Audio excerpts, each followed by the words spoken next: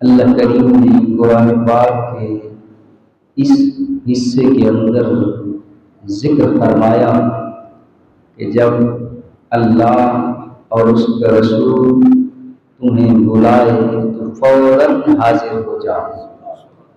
یا ایھا الذین آمنوا، اے ایمان والو، مؤمنین سے خطاب ہے، ایمان والوں سے خطاب ہے، یقین رکھنے والوں سے اللہ کریم خطاب فرما رہا ہے۔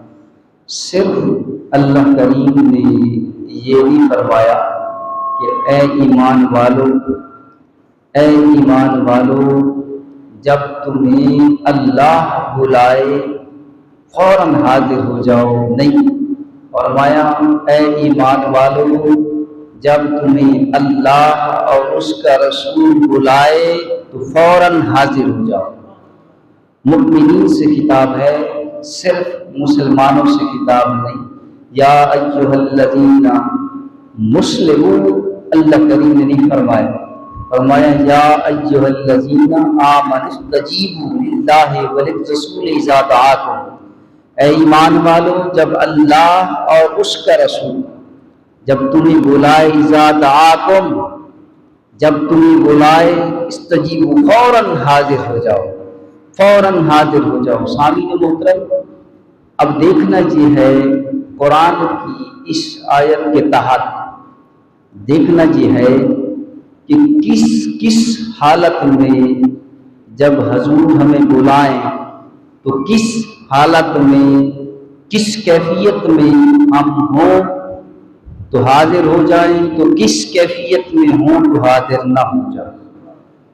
حاضر نہ ہو یہ تو سوال ہی نہیں، یہ تو سوال ہی نہیں ہے، پیدا ہی نہیں ہوتا کہ جب حضور بلائیں چاہے تم جس حالت میں ہو فوراً حاضر ہو جاؤ۔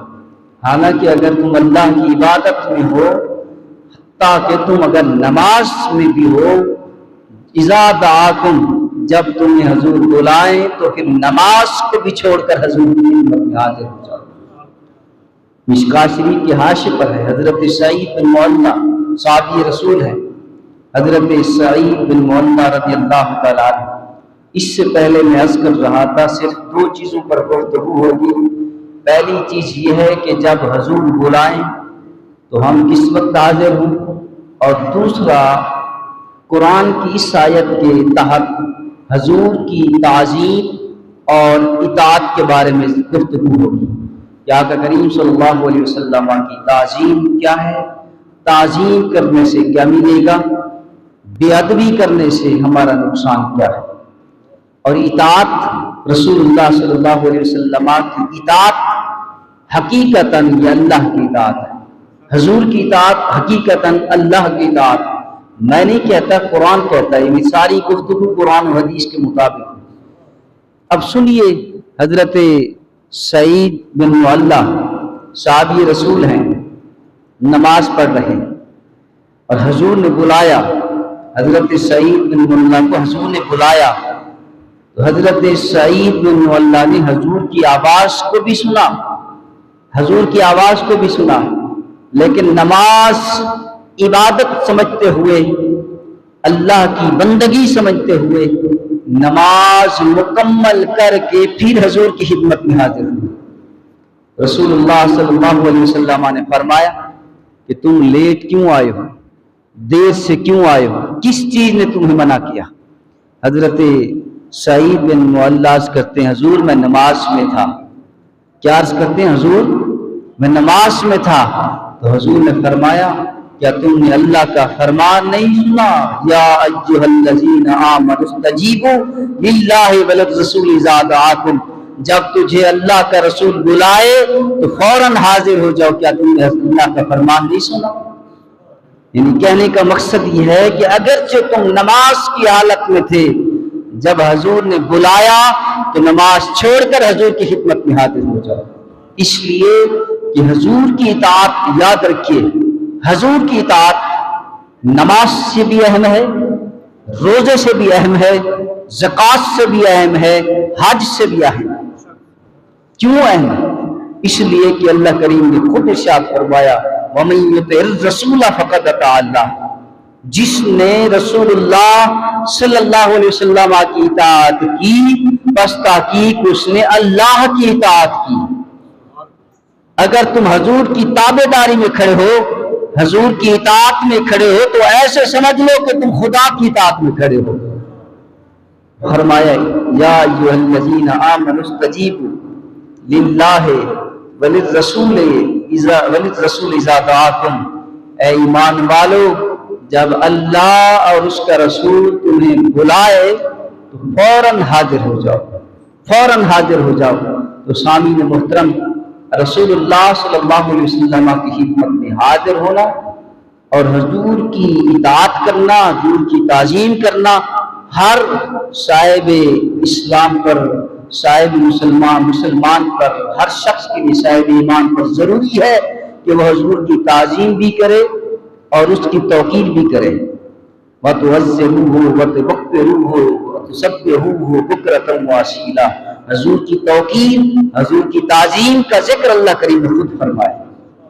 صحابی رسول حضرت سیدنا فاروق اعظم رضی اللہ تعالیٰ عنہ، مراد رسول حضرت عمر فاروق رضی اللہ تعالیٰ عنہ، اللہ اکبر، یہ وہ شخصیت ہیں حضرت سیدنا فاروق اعظم رضی اللہ تعالیٰ عنہ۔ حدیث پاک میں ہے، حضرت عبداللہ ابن عباس رضی اللہ تعالیٰ عنہ راوی ہیں، ابن ماجہ کے اندر یہ حدیث ہے، فرماتے ہیں کہ رسول اللہ صلی اللہ علیہ وسلم حضرت عمر کے چہرے کو دیکھا، حضور نے دیکھا حضرت عمر فاروق کے چہرے کو، اور جب بھی حضور حضرت عمر کے چہرے کو دیکھتے تو حضور مسکراتے، حضور تبسم فرماتے۔ ایک موقع پر حضرت عمر فاروق رضی اللہ تعالیٰ عنہ حضور کی خدمت میں بیٹھے ہوئے تھے، اور رسول اللہ صلی اللہ علیہ وسلم نے حضرت عمر کے چہرے کو دیکھ کر حضرت عمر کے چہرے کو دیکھتے رہے اور مسکراتے رہے۔ تو پھر حضرت عمر رضی اللہ تعالیٰ عنہ نے حضور کی خدمت میں عرض کیا، حضور آپ مجھے دیکھ کر مسکراتے کیوں ہیں، کیوں مسکراتے ہیں؟ رسول اللہ صلی اللہ علیہ وسلم نے فرمایا کہ اے عمر، میں تمہارے چہرے کو دیکھ کر اس لیے مسکراتا ہوں، مجھے خوشی ہوتی ہے، ان اللہ تعالی نظر الیک بالشفقۃ والرحمۃ، اس لیے مسکراتا ہوں کہ اللہ کریم بھی صرف میں نہیں، حضور نے فرمایا صرف میں نہیں بلکہ اللہ کریم بھی شفقت اور رحمت کی نظر سے تیرے چہرے کو دیکھتا ہے، شفقت اور رحمت سے تیرے چہرے کو دیکھتا ہے، اس لیے میں بھی تیرے چہرے کو دیکھ کر مسکراتا ہوں۔ وہ حضرت سیدنا فاروق اعظم رضی اللہ تعالیٰ عنہ جس کے بارے میں حضور نے فرمایا کہ عمر وہ ہے کہ بروز محشر اللہ کریم جسے سب سے پہلے جس کو سلام کریں گے وہ حضرت عمر ہیں، اور جس سے سب سے پہلے مصافحہ اللہ کریم کریں گے وہ حضرت عمر ہوں گے، اور اللہ کریم اپنے ہاتھوں سے پکڑ کے، خود قدرت والے ہاتھوں سے اللہ کریم خود اپنے ہاتھوں سے پکڑ کر حضرت عمر فاروق کو جنت میں داخل کرے۔ حضرت عمر فاروق رضی اللہ تعالیٰ عنہ فرماتے ہیں، یہ حدیث جبرائیل ہے کہ دربار رسول اکرم صلی اللہ علیہ وسلم کا دربار لگا ہوا تھا، صحابہ کرام کثیر تعداد میں تھے، اور آقا کریم صلی اللہ علیہ وسلم آپ مسند پر تشریف فرما تھے، اور آپ کے دربار میں سارے صحابہ موجود تھے، حضرت ابو بکر بھی تھے، حضرت عمر بھی تھے، حضرت عثمان بھی تھے، مولا علی بھی تھے، بلال حبشی بھی تھے، حضرت عبد الرحمن بن عوف بھی تھے، حضرت عبداللہ بن زبیر بھی تھے، سارے صحابہ، حضرت جابر، دیگر کثیر تعداد میں صحابہ تھے، اور ایک شخص حضور کی خدمت میں حاضر ہوا، اور جو شخص آیا وہ سفید اس کا لباس تھا، بالکل سفید لباس، سر پر سفید دستار تھی، اور اس کے سر کے بال، داڑھی کے بال بالکل سیاہ تھے، ایک بال بھی سفید نہ تھا، خوبصورت نورانی شکل میں حضور کی خدمت میں حاضر ہوا۔ جب حضور کی خدمت میں حاضر ہوئے، اب توجہ چاہتا ہوں، جب وہ شخص حضور کی خدمت میں حاضر ہوئے تو حضور کے ساتھ اس طرح بیٹھے۔ یہ حدیث آخر میں بتانے سے پہلے میں بتا دوں یہ آنے والا شخص کون تھا جو حضور کی خدمت میں آیا، جس کے کپڑے سفید تھے، بال سیاہ تھے، نورانی صورت تھی۔ یہ شخص کون تھا؟ یہ حضرت جبرائیل تھے، یہ حضرت جبرائیل تھے۔ اور اسی مقام پر بہت سارے سوالوں کا حل اسی بات پر بھی مل جاتا ہے کہ جبرائیل فرشتہ ہے کہ نہیں؟ بولیے، سارے فرشتوں کا سردار، اور یہ سارے فرشتے نور ہیں کہ نہیں؟ یہ سارے فرشتوں کا سردار، اور سارے فرشتوں کا سردار ہو کر انسانی صورت میں آیا۔ بولیے بھی، انسانی صورت میں آیا، انسان کی طرح جسم تھا، پاؤں بھی تھے، ہاتھ بھی تھا، چہرہ بھی تھا، آنکھیں بھی تھی، پیشانی بھی تھی۔ انسانی صورت میں آیا، حضور کی خدمت میں حاضر ہوا۔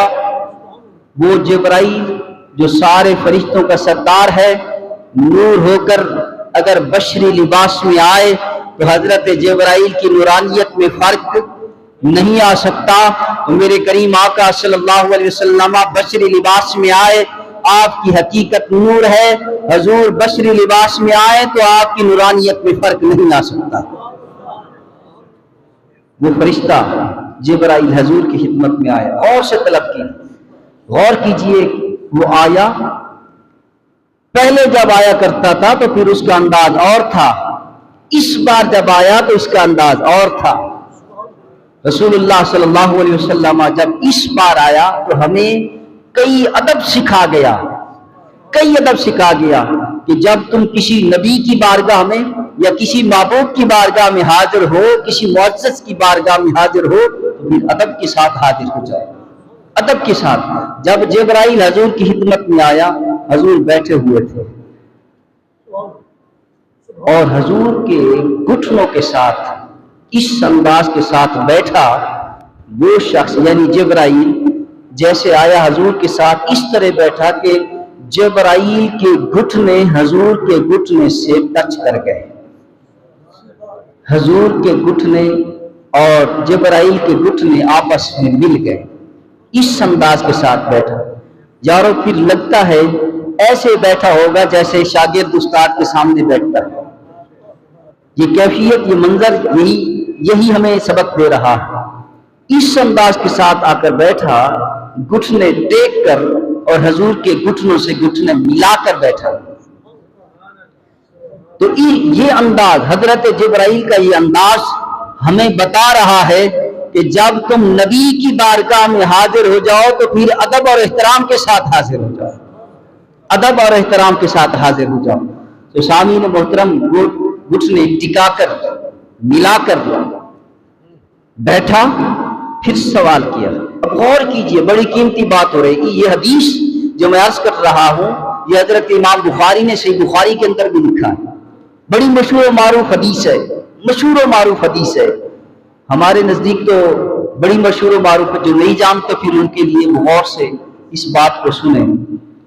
تو جبرائیل نے 4 سوال کیے، گھٹنے سے گھٹنے ملا کر 4 سوال کیے۔ اگر ٹائم بھی اوپر ہو گیا تو میں بات کو مکمل کروں گا، بڑی قیمتی بات ہے۔ گھٹنوں سے گھٹنے ملا کر بیٹھا، پہلا سوال کیا۔ اب سوال کرنے والا کون ہے؟ جبرائیل۔ حق تو یہی ہے نا کہ حضور خود جواب دیں، جب وہ سوال کر رہا ہے تو حضور جواب دیں، حق تو یہی بنتا ہے نا۔ جب جبرائیل نے گھٹنوں سے گھٹنے ملا کر سوال کیے، پہلا سوال کیا، اخبرنی عن الاسلام، اے اللہ کے نبی بتائیے اسلام کیا ہے۔ جب جبرائیل نے کہا کہ اسلام کیا ہے تو اس کا جواب تو یہی بنتا ہے کہ حضور بتا دے کہ میں کہتا ہوں یا ہم کہتے ہیں کہ اللہ کے سوا کوئی معبود نہیں۔ جواب یہی بنتا ہے، جواب یہی بنتا ہے کہ میں کہتا ہوں، کیونکہ وہ سوال کر رہا ہے حضور بتائیے، آپ بتائیے۔ جواب یہی بنتا ہے کہ میں بتا رہا ہوں۔ تو عربی کے لفظ ہیں ہونے چاہیے ان اشہدہ، میں کہتا ہوں، یہ کہ میں کہتا ہوں، یا کہیں ان نشہد، ان نشہد یہ کہ ہم کہتے ہیں، حدیث کے لفظ یہ نہیں، نہ ان اشہد نہ ان نشہد ہے، بلکہ حدیث کے لفظ ہیں ان تشہد، ان تشہد۔ جب جبرائیل نے یہ کہا حضور بتائیے اسلام کیا ہے، تو حضور نے فرمایا یہ کہ تو کہے۔ کہنا تو یہ چاہیے کہ ہم کہتے ہیں جب میں کہتا ہوں، نہیں، حضور نے فرمایا حدیث اٹھائیے، حدیث اٹھائیے، پڑھیے بخاری شریف اٹھائیے، تو حضور نے فرمایا ان تشہد، اے سوال کرنے والے تو کہے، ان تشہد، تو کہے کا لفظ بھی نہیں کہا، بلکہ کہا ان تشہد یہ کہ تو گواہی دے، تو گواہی دے کہ اللہ کے سوا کوئی معبود نہیں، وہ وحدہ لا شریک ہے، محمد صلی اللہ علیہ وسلم اللہ کے رسول ہیں۔ نماز قائم کرنا، زکوٰۃ ادا کرنا، روزے رکھنا اور صاحب حیثیت، صاحب استطاعت حج کرنا، ان چیزوں کی تو گواہی دے، حالانکہ سوال بھی وہی کر رہا ہے۔ جب سوال وہ کر رہا ہے تو گواہی تو حضور کو دینی چاہیے تھی، لیکن حضور نے یہ نہیں کہا میں گواہی دیتا ہوں یا ہم گواہی دیتے ہیں، نہیں فرمایا انت شہدا، یہ کہ تو گواہی دے۔ بات یہیں پر ختم ہو گئی۔ پہلے سوال، بات لمبی ہے، تفصیل میں نہیں جانا چاہتا۔ دوسرا سوال یہ ہے کہ ان اخبرنی عن الایمان، اخبرنی عن الایمان، ایمان کیا ہے؟ ایمان کیا ہے؟ تو جواب کیا ہونا چاہیے؟ جواب یہ ہونا چاہیے، حضور فرماتے کہ میں ایمان لایا اللہ پر، اس کے رسولوں پر، آمنت باللہ وملائکتہ وکتبہ ورسلہ والیوم الآخر والقدر خیر شرہ۔ جواب تو یہی بنتا ہے نا، جب اس نے سوال کیا اخبرنی عن الایمان، اے اللہ کے نبی بتائیے ایمان کیا ہے، تو حضور نے یہ نہیں کہا کہ میں ایمان لاتا، میں یقین رکھتا یا ہم یقین رکھتے ہیں، نہیں، حدیث اٹھائی، حضور نے فرمایا ان تؤمنا، ان تؤمنا، حضور نے اس کے جواب میں کہا یہ کہ تو ایمان رکھ، تو یقین رکھ اللہ پر بھی، اس کے فرشتوں پر بھی، اس کے رسولوں پر بھی، اس کی کتابوں پر بھی، یوم آخرت پر بھی، اچھی بری تقدیر پر بھی، ان تؤمنا یہ کہ تو یقین رکھ، تو یقین رکھ۔ تیسرا سوال کیا ہے؟ اخبرنی عن الاحسان، اے اللہ کے نبی بتائیے احسان کیا ہے؟ احسان کیا ہے؟ اب غور کیجئے، ہر نماز پڑھنے والا شخص اس جواب پر غور کرے۔ احسان کیا؟ ہم بھی نمازیں پڑھتے ہیں، آپ بھی پڑھتے ہیں، ہر مسلمان نماز پڑھتا ہے، کیا ہم حضور کے اس جواب پر پورے اتر رہے ہیں؟ جب اس نے کہا اخبرنی عن الاحسان، اے اللہ کے نبی بتائیے احسان کیا ہے، تو حضور نے فرمایا احسان یہ ہے، احسان یہ ہے، توجہ کیجیے، احسان یہ ہے۔ اب تیسرے سوال پر حضور نے خود جواب دیا، پہلے سوال پر حضور نے خود اسی سے تسلیم کرایا، دوسرے جواب پر بھی حضور نے خود اسی سے تسلیم کرایا، تیسرے جواب پر حضور نے خود جواب دیا اخبرنی عن الاحسان۔ جب اس نے کہا احسان کیا ہے تو حضور نے فرمایا احسان یہ ہے، احسان کیا ہے کہ جب تو نماز پڑھے تو اس انداز کے ساتھ نماز پڑھے گویا کہ تو تصور کر کے تو خدا کو دیکھ رہا ہے، تو خدا کو دیکھ رہا ہے۔ نماز اس طرح پڑھ، خدا کی عبادت اس طرح کر کہ تم خدا کو دیکھ رہا ہے۔ اگر یہ طاقت نہ ہو، یہ صلاحیت، یہ قابلیت نہ ہو تو پھر یہ تصور کر کہ خدا تجھے دیکھ رہا ہے۔ اور ہماری حالت یہ ہے، کھانا پوری تو ضروری ہے، لیکن ہماری حالت یہ ہے کہ نماز پڑھتے ہوئے خدا کی عبادت میں نہ ہمیں یہ خیال آتا ہے کہ ہم خدا کو دیکھ رہے ہیں، نہ یہ خیال آتا ہے خدا ہمیں دیکھ رہا ہے۔ نماز کسی حالت میں معاف نہیں، کسی حالت میں، سامعین محترم، حج کے اندر بھی رعایت ہے، روزے کے اندر بھی رعایت ہے، زکوٰۃ کے اندر بھی رعایت ہے، لیکن نماز کے اندر کوئی رعایت نہیں۔ حج کے اندر یہ رعایت ہے وَلِلَّهِ عَلَى النَّاسِ حِجُّ الْبَيْتِ مَنِ اسْتَطَاعَ إِلَيْهِ سَبِيلًا، جو طاقت رکھتا ہے، جو حیثیت رکھتا ہے، اس پر زندگی میں، اس پر ہر شخص پر نہیں، جو حیثیت توفیق رکھتا ہے اس پر زندگی میں ایک مرتبہ حج فرض ہے، ہر بندے پر فرض نہیں۔ اسی طرح زکوٰۃ بھی ہر بندے پر فرض نہیں، یہ صاحب نصاب ہے، صاحب استطاعت ہے، صاحب حیثیت ہے، اس پر زکوٰۃ فرض ہے، اس سے لے کر غریبوں میں تقسیم کیا جائے، غریب پر زکوٰۃ فرض نہیں۔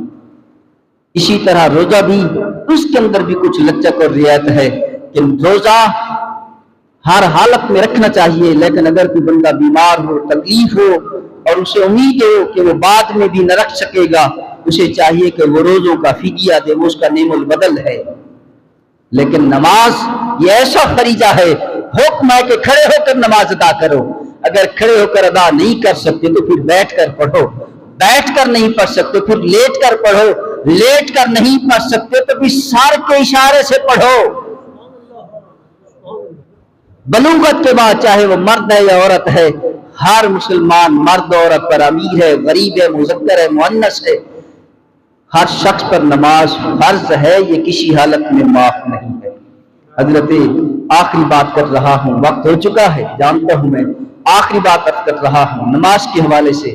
مولا کائنات علی المرتضیٰ شیر خدا رضی اللہ تعالیٰ عنہ جب نماز عصر قضا ہو رہی تھی، مولا علی کی گود میں حضور نے سر مبارک رکھا ہوا تھا، اور اس بات کو کوئی مکتب فکر والا کوئی جج نہیں کر سکتا، کوئی انکار نہیں کر سکتا کہ جب حضور حضرت علی کی گود میں سر رکھ کر، سر انور رکھ کر آرام فرما رہے تھے، حضور نے نماز عصر ادا کر لی تھی، حضرت علی کی نماز عصر رہتی تھی، اور اس نماز کے قضا ہونے میں کہ سورج ڈوب رہا تھا، مولا علی نماز کے قضا ہونے میں دل برداشتہ ہوئے، آنکھوں سے آنسو نکل آئے، وہ آنسو حضور کے رخسار پر پڑے، حضور کو جاگ ہوئی، حضور بیدار ہوئے، میرے کریم آقا نے فرمایا علی روتے کیوں ہو؟ حضرت علی نے عرض کیا یا رسول اللہ نماز عصر قضا ہو گئی، اب توجہ چاہتا ہوں میری اس واقعے کا، یہ آخری جملہ دل کی تختی پر لکھنے کے قابل ہے، نماز تو خدا کی ہے، نماز بندگی ہے، نماز عبادت ہے، بولیے نماز عبادت ہے، نماز خدا کی ہے، یہ نماز ہر بندے پر فرض ہے۔ جب اللہ کے نبی نے سورج کو واپس لوٹایا، حضور نے دعا کی تو حضور کے جملے کیا تھے؟ توجہ چاہتا ہوں، حضور کے جملے کیا تھے؟ نماز تھی نا، نماز عصر تھی نا، اور نماز فرض ہے نا، نماز عبادت ہے، نماز خدا کی بندگی ہے، سجدہ اللہ کی ذات کو ہے۔ تو پھر جب نماز عصر قضا ہوئی، سورج واپس لوٹانے کے لیے حضور نے جو دعا کی وہ جملے کیا تھے؟ آپ سے سوال کرتا ہوں، حضرت علی کس کی اطاعت میں تھے؟ بولیے کس کی اطاعت میں تھے؟ حضور کی اطاعت میں تھے۔ حضرت میرے کریم آقا حضرت علی کی گود میں سر انور رکھ کر استراحت فرما رہے تھے، حضرت علی حضور کی اطاعت میں تھے، کیا حضرت علی خدا کی اطاعت میں تھے؟ بولیے اگر خدا کی اطاعت میں ہوتے نماز عصر قضا نہ ہوتی، تو حضرت علی کس کی اطاعت میں تھے؟ حضور کی اطاعت میں تھے۔ تو جب حضور کی اطاعت میں تھے تو اللہ کے نبی یہ جملے اللہ کی بارگاہ میں عرض کرنے چاہیے تھے کہ اے اللہ علی میری اطاعت میں تھا، یہ کہنا چاہیے تھا کہ علی میری اطاعت میں تھا، اس پر سورج کو واپس لوٹا دے، جو مرضی آپ کتاب اٹھائیں، اس واقعے کی جو تاریخ کی سیرت کی جو کتاب اٹھائیں، آپ پڑھیے کہ حضور نے دعا کیا کی۔ حضور کے جملے یہ نہیں تھے، میرے کریم آقا صلی اللہ علیہ وسلم نے کیا دعا کی، کیا جملے تھے؟ توجہ چاہتا ہوں، دل کی تختی پر لکھنے کے قابل ہے۔ رسول اللہ صلی اللہ علیہ وسلم نے دعا کی، اے اللہ، غور کیجئے، اے اللہ، حالانکہ علی حضور کی اطاعت میں تھا، حضور نے فرمایا، عرض کیا، اے اللہ علی میری اطاعت میں بھی تھا، تیری اطاعت میں بھی تھا، اے اللہ علی میری اطاعت میں بھی تھا، تیری اطاعت میں بھی تھا، اس پر سورج کو واپس لوٹا دے۔ کوئی بات سمجھ آئیے؟ بولیے۔ حضرت علی تو حضور کی اطاعت میں تھے، اور رسول اللہ صلی اللہ علیہ وسلم کے دعائیہ کلمات کیا ہے؟ آپ صرف یہ نہیں فرما رہے کہ علی میری اطاعت میں تھا اس پر سورج کو واپس لوٹا دے، نہیں، حضور نے فرمایا اے اللہ علی میری اطاعت میں تھا، اے اللہ تیری اطاعت میں بھی تھا، اے اللہ تیری اطاعت میں بھی تھا، اس لیے سورج کو واپس لوٹا دے۔ سامعین محترم، رسول اللہ صلی اللہ علیہ وسلم قرآن کی آیت کی ترجمانی کر رہے ہیں کہ اللہ کریم نے فرمایا وَمَن يُطِعِ الرَّسُولَ فَقَدْ اطَاعَ اللَّهَ، جس نے رسول اللہ کی اطاعت کی بس تحقیق اس نے اللہ کی اطاعت کی، اگرچہ وہ حضور کی اطاعت میں تھا حقیقتاً وہ خدا کی اطاعت میں تھا، حقیقتاً وہ خدا کی اطاعت میں تھا۔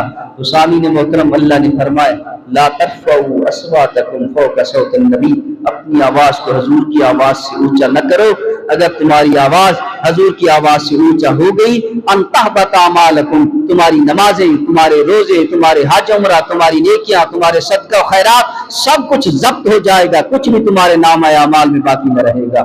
لہذا رسول اللہ صلی اللہ علیہ وسلم کا ادب و احترام انتہائی ضروری ہے۔